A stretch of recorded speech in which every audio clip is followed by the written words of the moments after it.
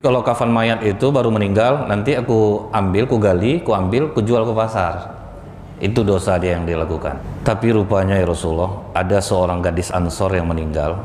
Setelah dikubur, ditinggalkan keluarganya, aku gali kubur itu. Pas aku mau ngambil kapan, nampak aku badan perempuan ya Rasul. Tinggi ya semara aku waktu itu.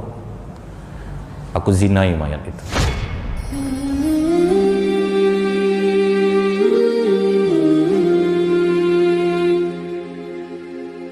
Bismillahirrahmanirrahim. Assalamualaikum warahmatullahi wabarakatuh. Innal hamdalillah nahmaduhu wa nasta'inu wa nastaghfiruh wa na'udzu billahi min syururi anfusina wa min sayyiati a'malina. May yahdihillahu fala mudhillalah wa may yudlil fala hadiyalah. Asyhadu an la ilaha illallah wahdahu la syarikalah wa asyhadu anna Muhammadan abduhu wa rasuluh. Allahumma salli wa sallim wa barik ala hadzal nabil karim wa ala alihi wa sahbihi ajmain. Bapak Ketua Masjid beserta pengurus yang saya hormati, alim ulama, tokoh masyarakat, cerdik pandai, bapak-bapak, ibu-ibu, orang-orang tua yang saya muliakan, ikhwan dan akhwat fillah yang semoga kita semua senantiasa dirahmati oleh Allah. Amin ya rabbal alamin.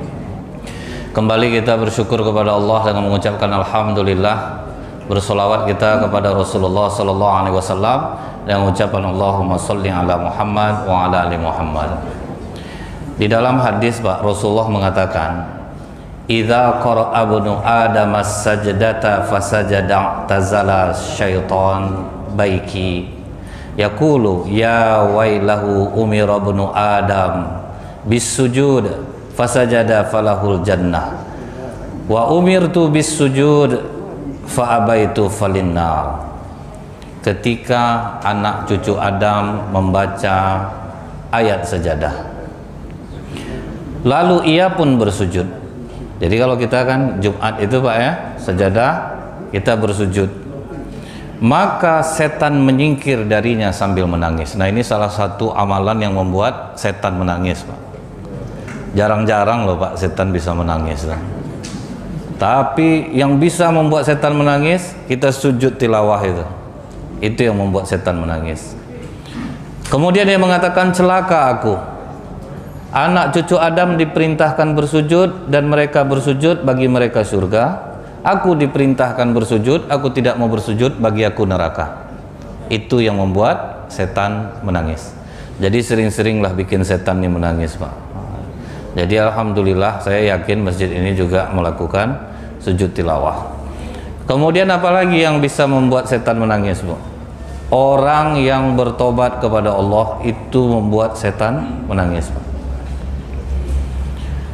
Waktu turun surat Ali Imran ayat 135, walladzina idza fa'alu fahishatan aw zalamu anfusahum dzakarullah fastaghfaru lidzunubihim wa may yaghfiru dzunuba illallah wa lam yusirru ala ma fa'alu wa hum ya'lamun. Dan orang-orang yang apabila mengerjakan perbuatan keji, pernah maksiat, pernah apapun dosa yang dibuat dia kemudian ingat Allah lalu memohon ampunan atas dosa-dosanya. Dan siapa lagi yang dapat mengampuni dosa selain Allah, dan mereka tidak meneruskan perbuatan dosa itu sedang mereka mengetahui. Nah, ketika turun ayat ini pun iblis menangis. Karena apa Pak? Ternyata sebesar apapun dosa yang pernah Bapak Ibu lakukan di masa lalu, bertobat kepada Allah habis Pak. Habis semua. Cuman kadang Allah ini menghabiskan, dikasihnya Bapak sakit, udah tua, sakit diabetes, darah tinggi. Tapi janganlah Bapak main tuduh-tuduh, pantas Bapak sering sakit. Banyak dosa Bapak dulu, enggak. Namanya badan dalam dipakai tentu banyaklah sakitnya Pak. Sedangkan mobil aja 10 tahun udah banyak penyakitnya Pak. Apalagi Bapak udah sampai 70 tahun, 75, ada yang 80 mungkin. Jadi wajar aja. Tetapi salah satu cara Allah membersihkan dosa memang sakit Pak. Jadi pernah dalam sebuah riwayat, ada raja zolim sakit, diundang tabib datang ke rumahnya.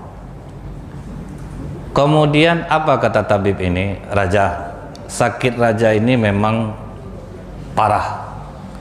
Dan lebih parahnya lagi, obatnya ini seekor ikan. Ikan itu sedang tidak musim di negeri kita ini.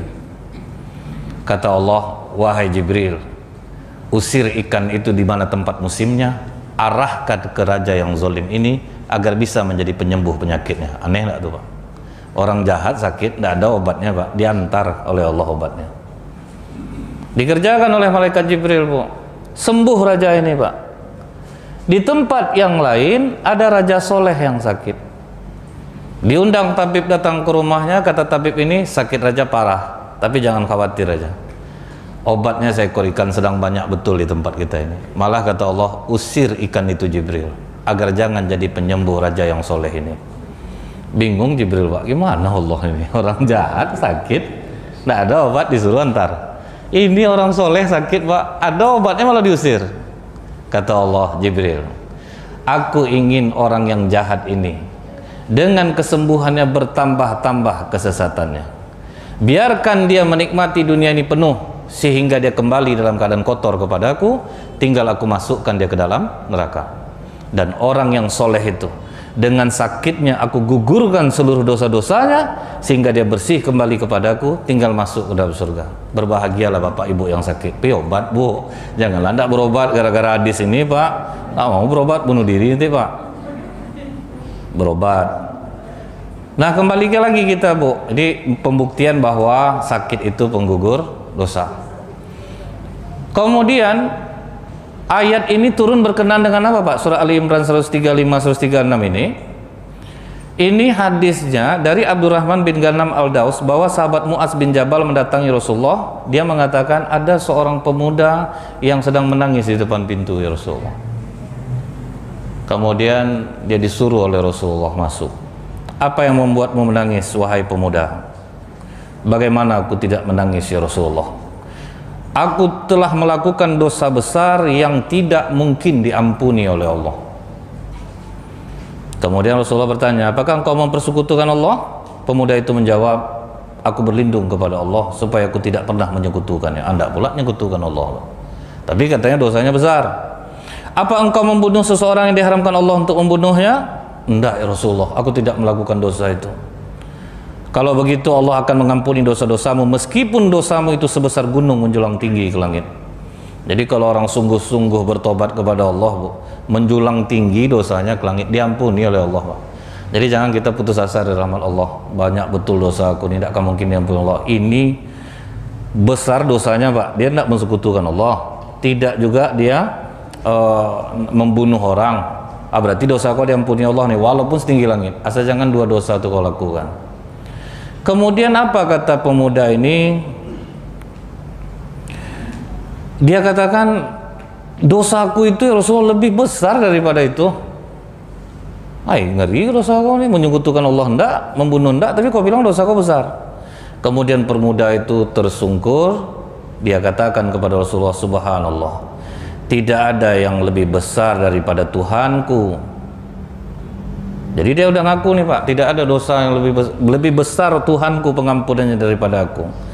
Kemudian sambil berlinang air mata, Rasulullah menanyakan kepada pemuda yang menangis ini, coba kau jujur, dosa apa yang telah engkau lakukan? Kemudian dia katakan, aku ini ada pekerjaan aneh ya Rasulullah. Apa pekerjaanmu yang aneh itu? Aku ini gemar mencuri kain kafan. Jadi kalau kafan mayat itu baru meninggal, nanti aku ambil, ku gali, ku ambil, ku jual ke pasar. Itu dosa dia yang dilakukan.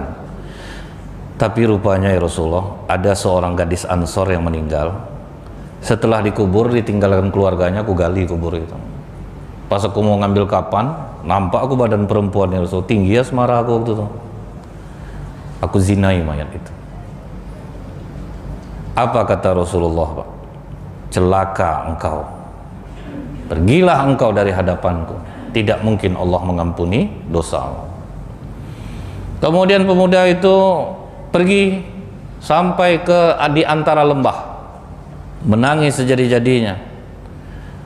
Tetapi rupanya Allah menurunkan surat Ali Imran 135-136 itu yang membuat Rasulullah kembali mencari pemuda itu dan mengabarkan kepadanya bahwa dosa-dosanya diampuni oleh Allah. Sebesar itu dosanya Pak, mayat dizinai dia, mencuri pula lagi. Tetapi dia diampuni Allah. Ini yang membuat iblis menangis. Jadi kalau sering kita bertobat Pak, iblis menangis. Tetapi itulah Pak, kadang kita ini istighfar udah banyak, kelakuan ini tidak berubah Pak. Itu yang herannya. Allah itu kan sebetulnya nunggu kejujuran kita Pak. Kalian dosa apa yang kalian buat, jujurlah sama aku. Itu yang diampuni Allah Pak. Tapi kalau hanya istighfar 3 kali atau istighfar 100 kali, itu nggak ngaruh tuh Pak. Kalau nggak ada dibarengi dengan penyesalan di dalam diri kita ini terhadap dosa apa yang kita buat. Makanya kata para ulama, tobatnya para pendusta adalah istighfar. Kan heran orang Pak, kok istighfar dikatakan tobatnya pendusta? Dia rajin beristighfar, kelakuan tidak berubah. Yang berjualan menipu masih juga. Disuruh orang beli sapi, ada yang gemuk besar situ Pak, pengurusan tidak mau, dia maunya di langganan dia juga akan ada fee-nya Pak. Tidak mau dia berubah. Pokoknya Pak, ada orang mau beli sapi, udahlah mahal, kecil pula lagi, tidak mau pindah. Ada ditawari orang yang besar gemuk, tidak mau dia, ada fee itu Pak. Tidak ada, tidak. Sampai kata orang peternak sapi itu, bentuknya pengurus masjidnya soleh-soleh tat. Beli sapi, fee-nya dulu yang ditanyanya. Tapi saya yakin di sini tidak lah Pak. Ini pandai-pandai saya aja sebetulnya. Sebagai pengingat Pak ya, sebagai pengingat aja. Karena memang di beberapa tempat ada kejadian-kejadian seperti ini Pak. Ada kejadian-kejadian seperti ini. Tidak juga berubah. Berjualan tidak juga mau jujur. Pasar atas Bukit Tinggi udah berapa kali terbakar Pak. Pasar Ramayana udah berapa kali itu. Sebetulnya itu teguran, tolong kalian pedagang, kalian sembayang, tapi kalian tipu juga orang. Nampak orang agak-agak bodoh masuk dari luar Pak, barang murah jual mahal. Jilbab 25.000 ditawar aja di 250 Pak. Ditawar orang tuh tidak bisa 200, ekor 200 udah 5 orang tadi mau beli, padahal modal 25 Pak. Ada pedagang dulu namanya Yunus bin Ubaid Pak. Itu sampai orang minta doa sama dia Pak. Sampai diakui orang, kalau kalian minta doa, minta sama Yunus bin Ubaid. Padahal dia pedagang Pak. Apa yang membuat Yunus bin Ubaid nih berlebih dari pedagang lain Bu? Pakaiannya itu belum ada mall lagi netapkan harga Pak. Dia udah pakai harga Pak. Pokok disesuaikannya kualitas. Harga ini kualitasnya. Ah gitu dia sistemnya. Waktu ada ibu-ibu belanja, azan asar. Karena asar azan ditinggalkan ya Pak. Ini sholat tidak lalai nih Pak. Suruhnya keponakannya yang melayani ibu itu. Begitu dia selesai sholat asar, pas pulang berpas-pasan sama ibu yang belanja di kedainya. Jadi belanja Bu. Jadi Pak, yang mana ibu ambil? Yang ini. Berapa ibu beli nih? 600. Maaf Bu, ini hanya 300. Ambil balik uang ibu di toko saya. Ah, bayangkan Pak. Kalau sekarang Pak, bisa karyawannya nipu. Ah, mantap kau dagang tuh. Bisa kau nih. Ah.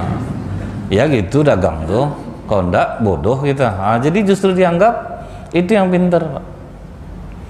Nah, jadi istighfar kita itu usahakan mendatangkan perubahan. Baru sebesar apapun dosa diampuni oleh Allah. Ada sebuah riwayat Pak, tapi ini tidak bisa dijadikan hujah. Tapi maknanya bagus.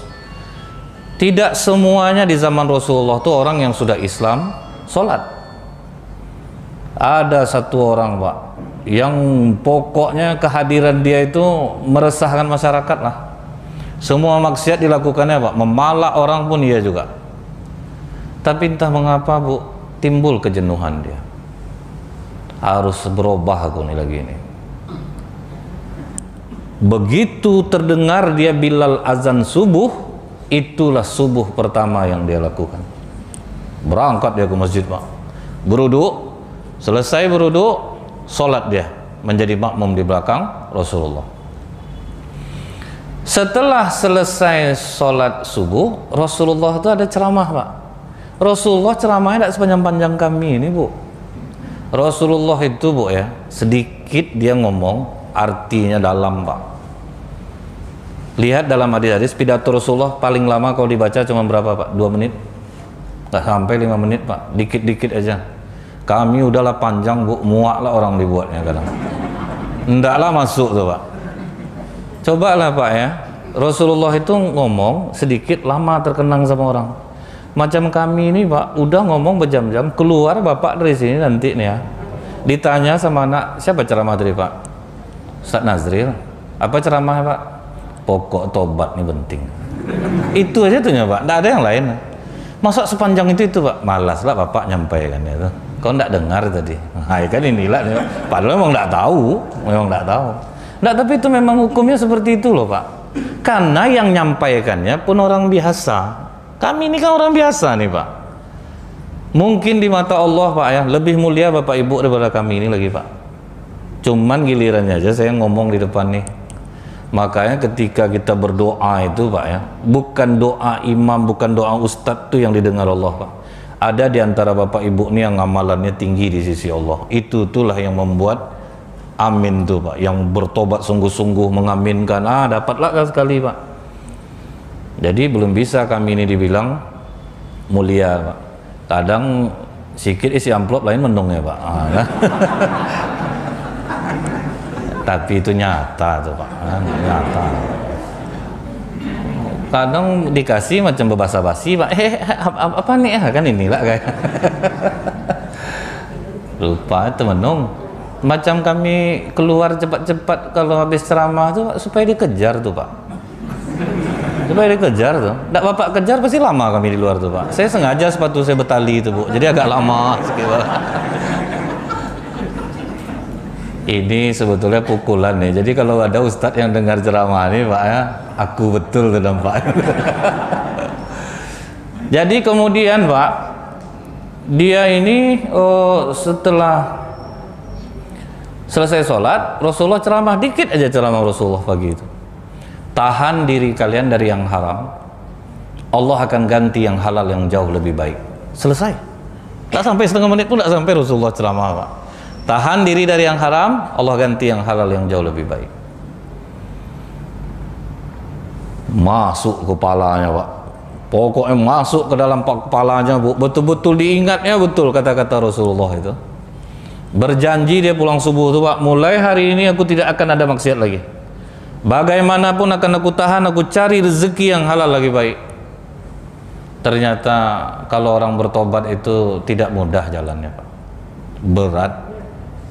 Begitu dia bertobat, dicarinya kerja baik-baik ke pasar Pak, nggak ada orang yang mau nerima dia. Nggak, duit ini aja terima. Nggak, aku nggak malak, aku mau kerja. Nggak usah lagi, pergi. Justru baik, azab dia Pak. Dicarinya dari pagi kerja Pak, nggak ada yang mau nerima dia karena dia jahat. Sholat zuhur ditahannya lo lapar perutnya Pak. Orang nggak pernah lapar, tahu-tahu lapar Bu. Payah rupa di kebaikan ini, tapi tahan dulu. Rasulullah udah janji, tak mungkin Rasulullah bohong. Sampai asar tidak juga dapat makan, sampai maghrib belum juga dapat makan. Habis isya Bu, nggak tahan dia lagi. Berdoa dia kepada Allah, ya Allah, malinglah gua agak sekali lagi ya Allah.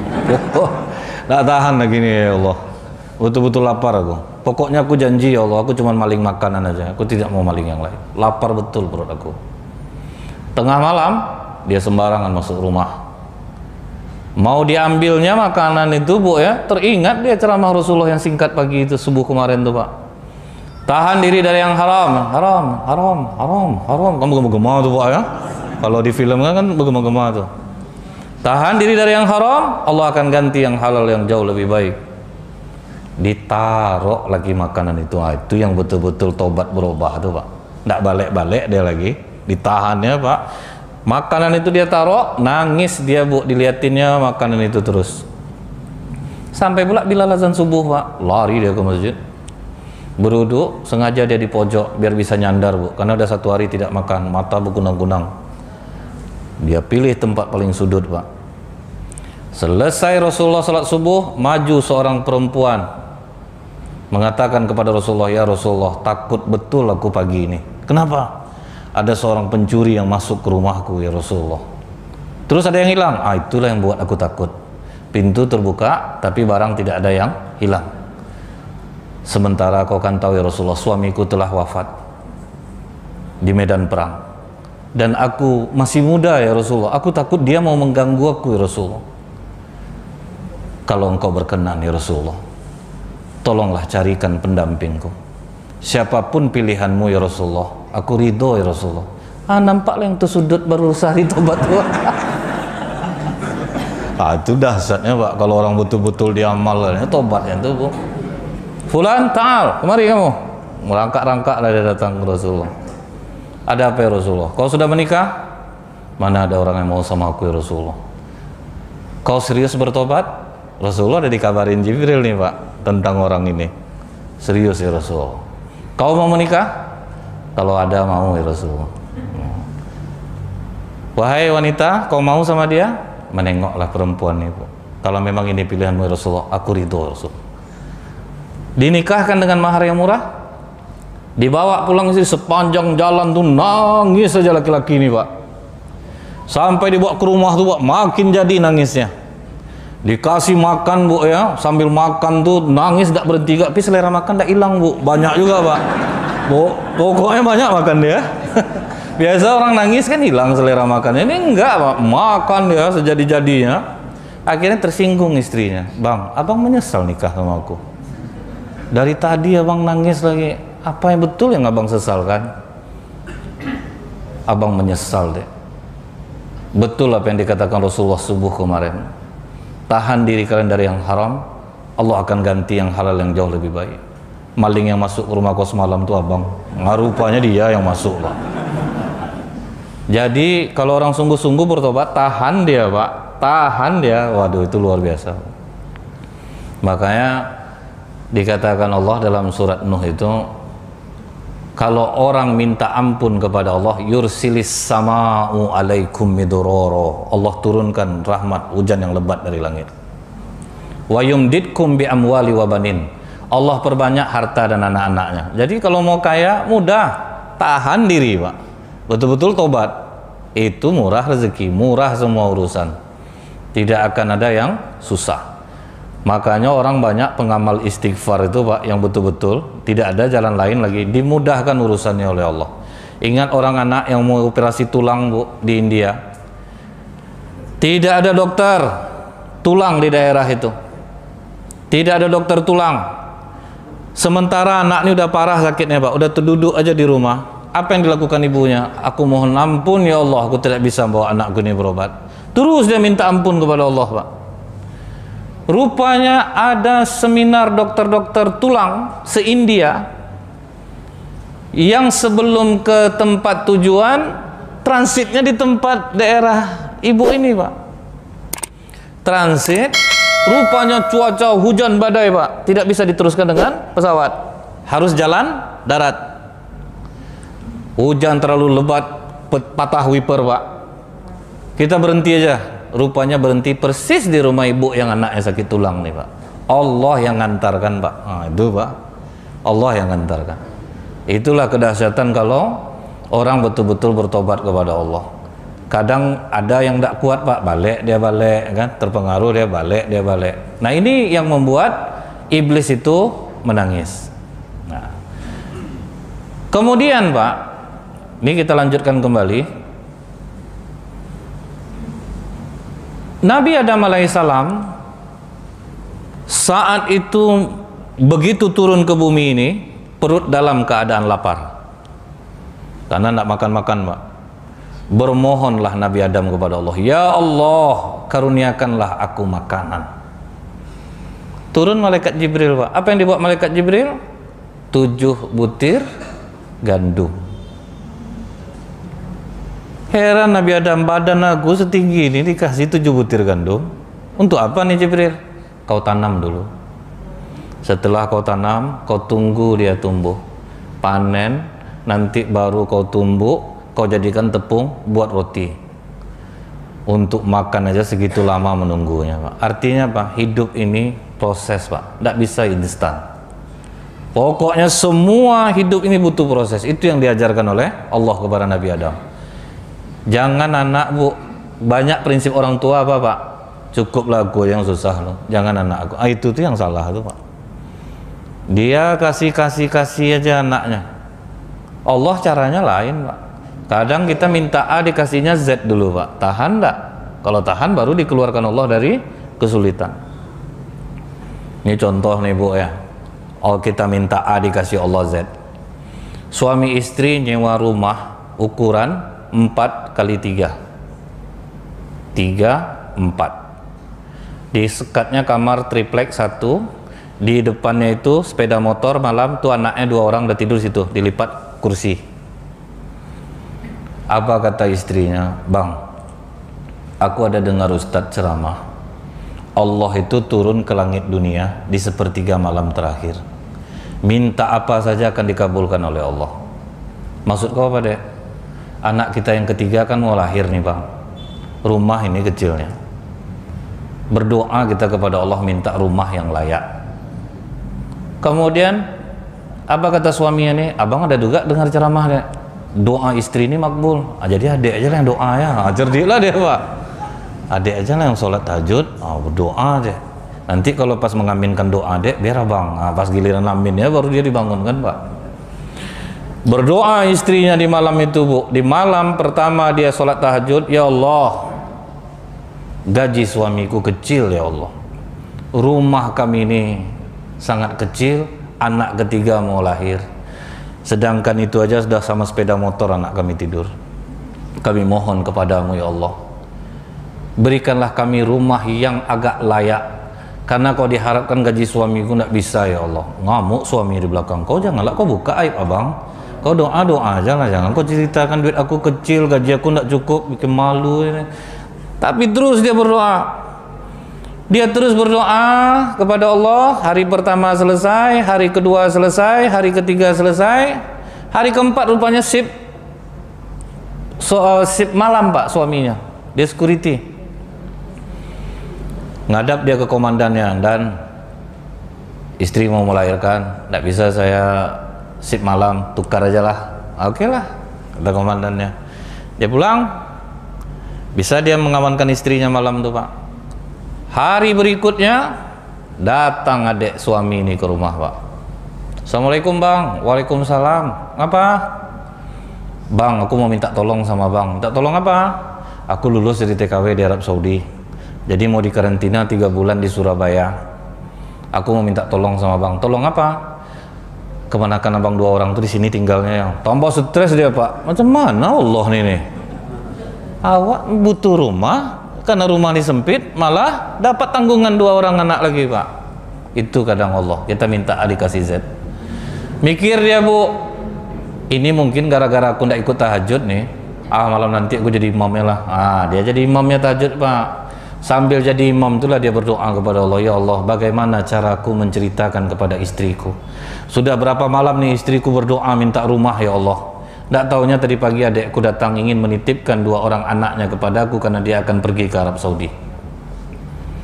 Langsung istrinya nyubit dia dari belakang, langsung aja lah ceritakan sama aku, Bang.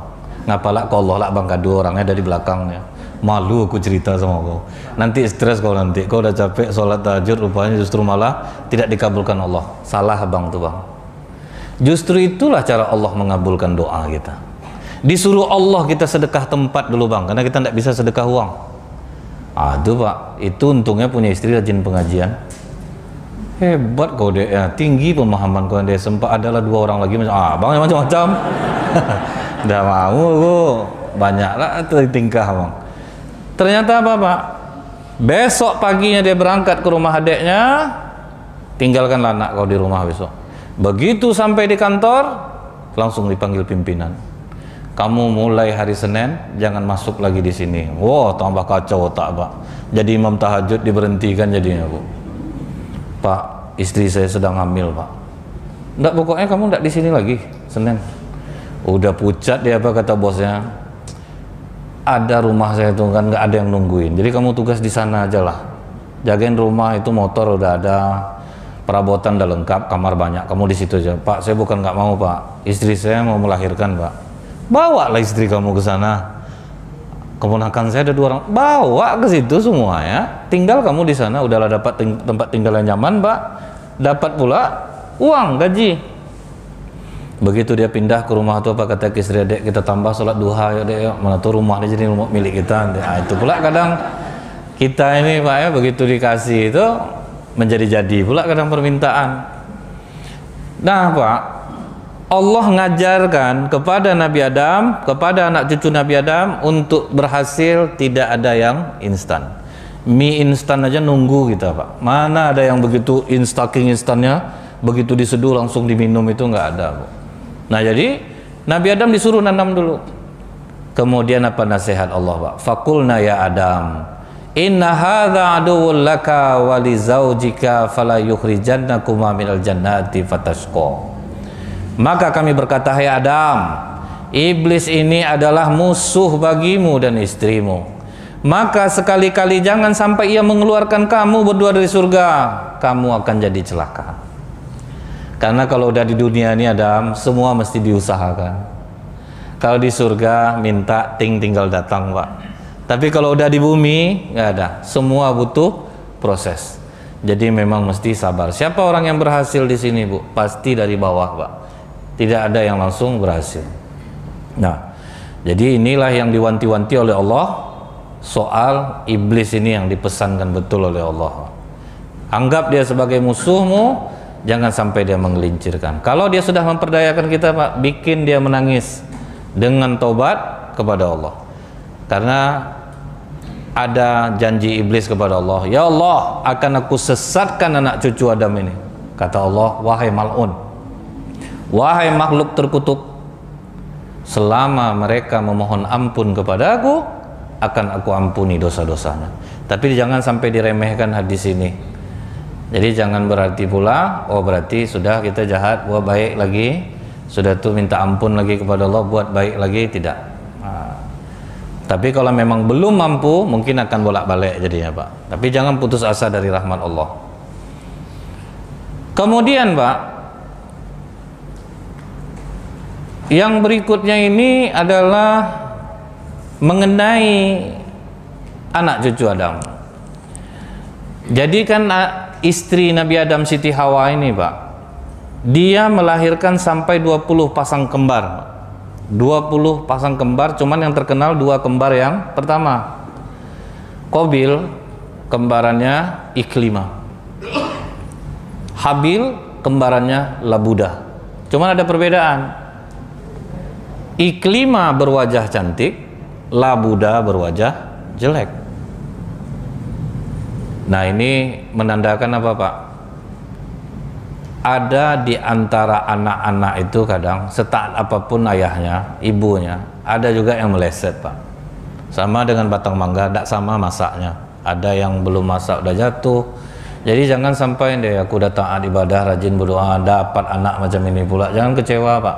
Biasa tuh Pak. Jadi Nabi Adam, ini anaknya yang berdua nih, diperintahkan Allah, wahai Adam, nikah silangkan anakmu. Kalau nikah silang, Habil dapat Iklimah yang cantik, Qabil dapat Labudah yang jelek. Nggak terima Qabil Pak. Aku nggak mau ayah. Aku biarlah sama kembaran aku aja. Biar si Habil itu sama kembaran dia. Jadi dari tahun 1 tuh Bu ya, laki-laki itu cenderung memang dengan perempuan yang cantik Pak. Kalau ada yang bilang kami tidak butuh cantik Ustadz, asal solehah, bohong Pak. Telanjur dapat mau diapakan lagi. Gitu juga Ibu, oh kami tidak perlu tampan, yang penting soleh, itu pun bohong juga. Nah, jadi memang kecenderungan itu sama dengan cerita Nabi Yakub yang pernah kita ungkapkan di awal dulu Pak. Tentang Nabi Yakub. Nabi Yakub dapat pilihan mau Lia atau Rahil. Rahil cantik, maka Nabi Yakub mengatakan aku mau sama Rahil, tapi nikah dulu sama Lia. Jadi tetap nggak mau juga Pak.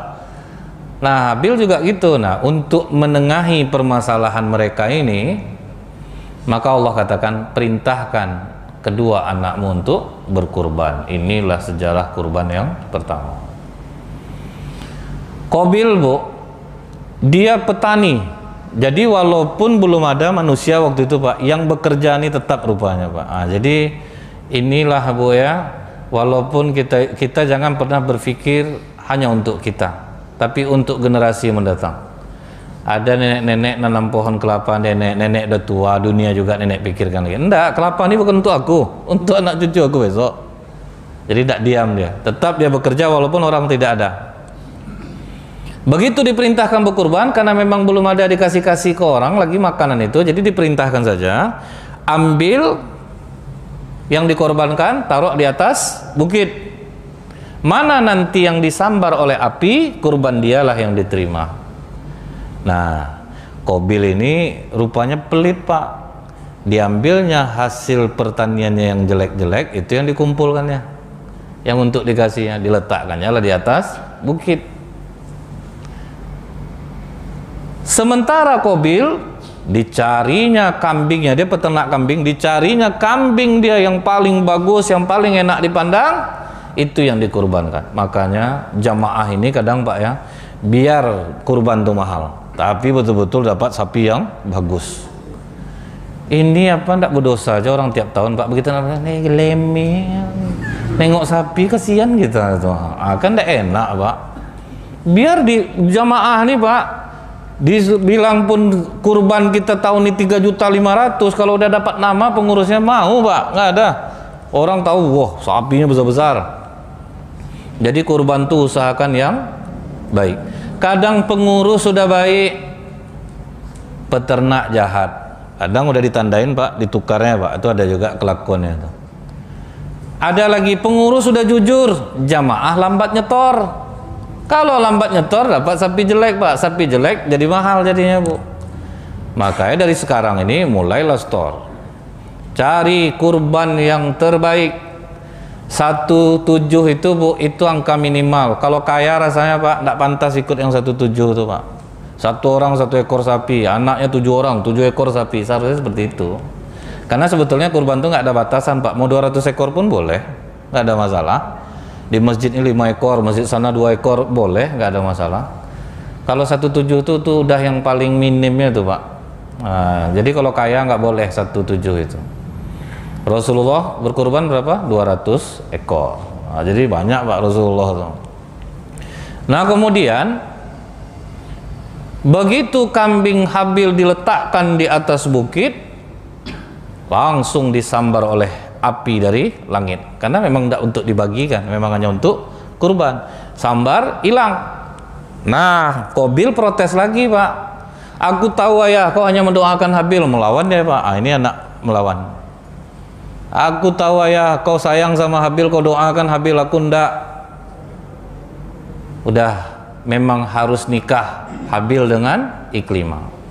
Tapi ternyata iblis akhirnya memperdaya Qabil karena sifat iri dengkinya. Nah, makanya, Bu, ya, ketika kapal Nabi Nuh siap selesai, semua sudah dinaikkan ke atas kapal. Tiba-tiba Nabi Nuh terkejut, ada orang tua mulutnya seperti mulut sapi ikut naik ke atas kapal, Pak. Kata Nabi Nuh, tunggu dulu. Kau siapa? Karena Nabi Nuh tidak kenal sama dia, Pak. Apa tidak hafal Nabi Nuh itu jamaahnya, Pak? 900 tahunan umur dia, 70 orang cuman pengikutnya, Pak. Apa tidak hafal dia? Cuman 70, Pak. Apa yang membuat hancur dakwah Nabi Nuh itu, Bu? Istrinya sendiri. Istrinya menentang, sudah Nabi Nuh ceramah, dia ceramah lah, Pak. Jangan ikut deh suami aku tuh. Kalau memang bagus dia duluan lah aku ikut daripada kalian. Apa enggak payah jadinya, Pak. Nah, jadi apa kata Nabi Nuh? Kau siapa? Turun dari kapal nih. Apa kata orang tua ini? Tunggu dulu, Nuh. Aku naik ke kapal kau ini terpaksa aku sebetulnya, Nuh. Terpaksa maksudnya apa? Aku diperintah Allah untuk menyampaikan senjataku kepadamu. Tapi aku sambilan juga. Aku ingin badan sahabatmu bersamamu, hati mereka bersamaku. Oh, baru tahu Nabi Nuh, Pak. Nih iblis nih. Turun kau. Tunggu dulu, Nuh. Kan aku juga ada misi. Aku kan juga mau ngasih tahu senjataku ke kau. Maksudmu senjata itu apa? Dia sebetulnya 5, Nuh. Cuman kalau yang 2 ini tidak bisa aku sampaikan. Tapi kalau yang 3 ini aku mau sampaikan. Turun malaikat Jibril, Pak. Ajak nego, Nuh. Yang 3 itu simpan, yang 2 itu sampaikan. Jadi nego ini udah lama nih, Pak. Tawar menawar tuh, Pak, ya. Apa kata Nabi Nuh? Bagaimana kalau yang 3 kau simpan, yang 2 kau sampaikan? Ah, boleh, untung aku tuh, kata iblis ini. Rupanya ada bodoh-bodohnya juga sebetulnya, Pak. Cuman kita ini mudah diperdaya, karena tugas iblis itu apa, Pak? Membuat kita nyaman dengan nafsu kita. Itu yang dia mudah menggelincirkan itu, karena dia buat nyaman. Jadi apa kata iblis ini? setaat apapun anak cucu Adam ini beribadah, selama ada iri hati, hasad, dengki di dalam dirinya, mereka tidak akan pernah mengalahkan aku. Kenapa seperti itu? Kata iblis ini, kau tahu tak lo? Kenapa aku diusir dari surga? Karena aku iri hati kepada Adam. Jadi setaat apapun kita ibadah, Pak. Kalau udah iri hati sama orang udah susah. Ciri orang iri hati itu apa, Pak? Kita puji orang sakit hati dia. Dia, Bu, tengoklah wajah ibu tuh glowing ya, Bu, yang alah pakai merkuri krimnya tuh. Ah, itu ciri-ciri itu. Bapak tuh muda tapi dia bagus jadi pengurus masjid. Anak kemarin baru tuh apalah tahu dia. Ah, itu ciri orang iri itu, Pak. Berarti udah bersemayam iblis di hati kita. Itu ngerinya itu, Pak. Memang itu senjatanya, iri hati, hasad, dengki. Jadi kalau udah ini mudah, Bu, berbuat keburukan udah mudah. Kalau orang udah iri hati, nanti sampainya ke dengki. Kalau dengki ini apa, Pak? Orang yang bahagia dia yang sakit hati dan ingin menghancurkan kebahagiaan orang. Kalau masih iri aja masih mending, Pak. Tapi kalau udah sampai ke tahap dengki, dia ingin mencabut karunia orang yang ada pada diri orang itu. Biarlah sama-sama tidak dapat. Ah, itulah tuh, Pak. Itu jahatnya kalau udah dengki itu. Dia akan lakukan segala cara untuk menghancurkan orang. Nah, digibahnya orang, diajaknya orang berkomplot dengan dia, sampai masalah kepengurusan masjid. Ada di satu masjid di Pekanbaru ini, Bu, ya, pakai apa, Pak? Apa namanya ini? Pakai masa pula, Pak. Dibawanya masanya family, anak ada Bu, kok ikut pemilihan waktu itu, Bu, ya. Menanglah bapak nih, Bu. Wah, ada tuh. Jadi dia menang dengan jalan apa, Bu? Mengumpulkan masanya, keluarganya, family yang tinggal dekat sana memilih dia. Padahal tidak ada yang ke masjid tuh, Pak. Tidak ada yang ke masjid. Nah, menanglah dia. Akhirnya kalau orang naik dengan iri hati, hasad, dengki, maka, Bu, masalahnya pun jadi banyak. Masalah akan banyak jadinya. Akhirnya apa masalah Qabil ini, Pak? Apa katanya ke Habil? Pokoknya kau tidak akan menikah dengan Iklimah. Aku bunuh kau. Aku bunuh kau. Padahal dalam riwayat apa, Pak? Habil ini memiliki kekuatan lebih besar daripada Qabil. Tapi apa kata-kata dia diabadikan Allah dalam Al-Quran, Pak? La in basatta ilayya yadaka litaktulani ma ana bibasit. Ya dia ilaika liaktulaka inni akhafullah rabbal alamin. Sesungguhnya kalau kamu gerakkan tanganmu untuk membunuhku, kata Habil, aku tidak akan menggerakkan tanganku untuk membunuhmu. Itulah sebetulnya, Bu. Jadi walaupun kita kuat, kalau muslim yang akan membunuh aku, biarlah aku nak membalas. Inilah yang dilakukan oleh Khalifah Utsman bin Affan. Jadi Khalifah Utsman bin Affan sempat nanya ke Rasulullah, kalau sempat Ali, ya Rasulullah, masuk ke rumahku akan membunuhku, apa yang aku lakukan? Jadilah kau seperti Habil. Makanya Khalifah Utsman bin Affan sama sekali tidak melawan, Pak. Bukan Ali yang membunuhnya. Ini perumpamaan Utsman. Kalau sempat Ali yang akan membunuh aku, apa yang aku lakukan? Jadilah kau seperti anak Adam, Habil. Utsman bin Affan itu, Pak, ya, yang memprovokasi masyarakat waktu itu siapa, Pak? Abdullah bin Sabah. Orang Yahudi pura-pura masuk Islam, dilihatkannya ketaatannya, itu yang kita takut tuh, Pak. Kita kan udah mulai diperantuk-perantuk kan, kita sangka dia Islam juga, Pak, macam taat, rajin ibadah, tapi dia ngompori aja. Nah, si Abdullah bin Sabah ini, apa katanya ke orang di Madinah? Utsman ini tidak ikut perang Badar, tapi jadi ahli Badar. Yang dibilang dia itu betul, Pak. Dia dapat harta rampasan perang. Kemudian Utsman bin Affan ini, dia membagi-bagi onta sedekah dan yang tidak. Ini kan tidak pernah dilakukan Nabi. Diprovokasinya orang, Utsman bin Affan berbuat bid'ah karena telah membukukan Al-Quran, padahal di zaman Rasulullah tidak pernah. Disebarkannya di Madinah, tidak laku, Pak, provokasi dia, karena orang Madinah tahu bagaimana kemuliaan Utsman bin Affan. Pindah dia ke Mekah, nggak diterima juga. Pindah dia ke Syam, malah kena buru. Pindah dia ke Irak, baru dapat masa. Diusahakannya terus, Pak. Akhirnya dia dapat masa. Kemudian masa ini pergilah demo ke tempat Utsman bin Affan. Akhirnya Utsman pun keluar menemui pendepo ini. Apa yang kalian ingin tahu dari aku? Kau tidak ikut perang Badar, kenapa jadi ahli Badar? waktu perang Badar, aku mau berangkat perang Badar, istriku Ruqayyah, putri Rasulullah dalam keadaan sakit. Aku diperintahkan Rasulullah, jaga istrimu. Apakah salah aku menuruti perintah Rasulullah? Oh, baru temen, oh itu rupanya kenapa kau tidak ikut perang Badar. Katanya kau suka membagi-bagi unta sedekah. Ini juga yang dilakukan Rasulullah. Kurma, kata Rasulullah, dibedakan itu. Kurma sedekah mana yang tidak. Makanya pernah cucu Rasulullah memakan kurma karena takut Rasulullah itu kurma sedekah. Pak, kih, muntahkan. Makanya dibedakan letaknya walaupun bentuknya sama. Makanya orang kalau udah terpakai duit masjid itu Pak, payah gantinya Pak. Kalau terpakai duit masjid payah gantinya Pak. Karena dia beda itu uang umat. Tidak bisa kita bilang, besok pakai ganti, kalau ada duit ganti. Bertambah dosisnya Pak, akhirnya tidak bisa mulangkan. Banyak kasus itu, di Pekanbaru ini aja banyak. Nah kemudian, kenapa engkau membukukan Al-Quran? Ini dirundingkan dulu. Aku rundingkan dengan Abu Bakar, aku rundingkan dengan Umar. Makanya aku berani membukukan Al-Quran. Nah barulah sadar Pak. Pendemo ini pun pergi pulang. Abdullah bin Sabah mulai melancarkan fitnah yang kedua. Dibuat surat kaleng seolah-olah atas nama Utsman bin Affan. Isi surat itu apa Bu? Wahai gubernur Irak, wahai gubernur Mesir, begitu sampai pendemo ini ke daerah kalian, penggal kepalanya, tertanda Utsman bin Affan. Digulung, diupah orang. Pokoknya kau buat macam gerakan mencurigakan lewat kau di pendemo itu biar kau kena kejar. Nanti ditangkapnya, tengokkan surat ini. Nah begitu nengok surat itu emosi lah Pak pendemo ini. Oh kurang ajar ini. Udah mau kita pulang baik-baik, kita lah mau disembelih, dikepung lah. Waktu dikepung itu Bu, apa kata Utsman kepada Hasan, Husain, kemudian berapa orang sahabat? Pulang kalian, pulang. Karena Ali radhiyallahu anhu menyuruh anak-anaknya jaga Pak Utsman. Tapi kata Utsman pulang, semua keluar.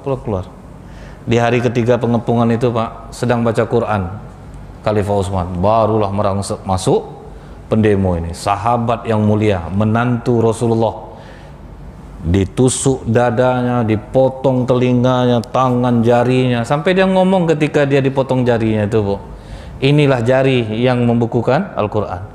Ketika seorang menarik jenggotnya, bapak kau aja segan sama jenggot ini, kau berani nariknya. Jadi Utsman kenal kok orang yang membunuhnya itu Bu. Nah jadi teraniayalah, terbunuh Utsman, dia tidak melawan. Karena itu pula yang dilakukan oleh Habil. Subhanakallahumma bihamdika, asyhadu an la ilaha illa anta, astaghfiruka wa atubu ilaik. Assalamualaikum warahmatullahi wabarakatuh.